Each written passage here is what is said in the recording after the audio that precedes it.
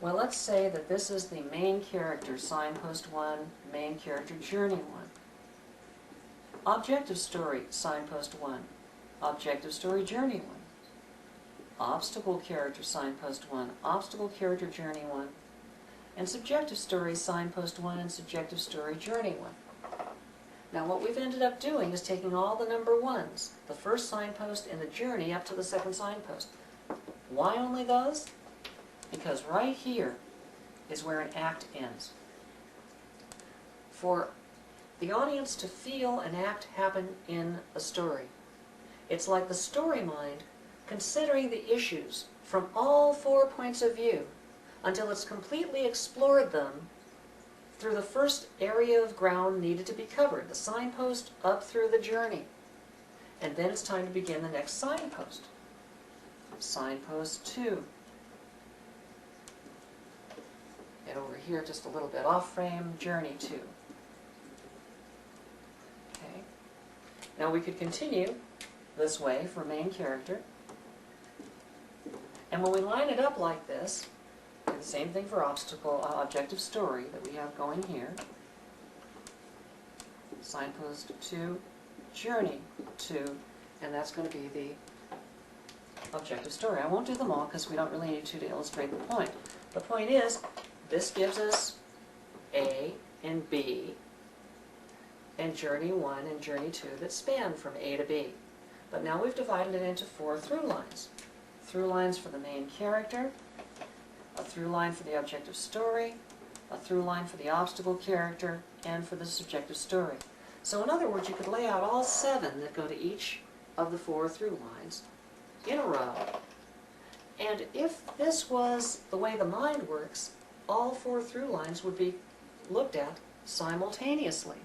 We'd see them all at once.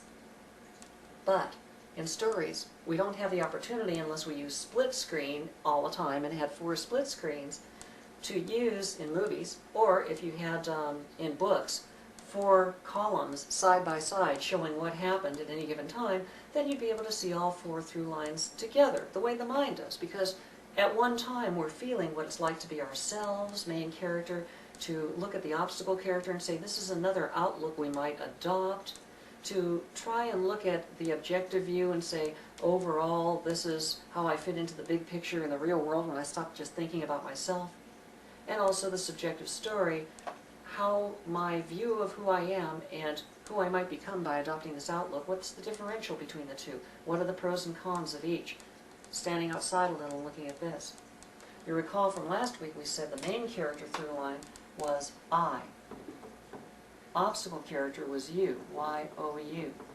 Subjective story was we, and objective story was they, T-H-E-Y. Okay?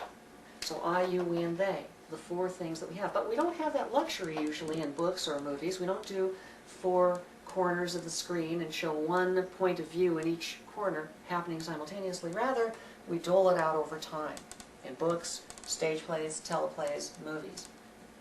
Now when we dole it out over time, here's the first rule of thumb.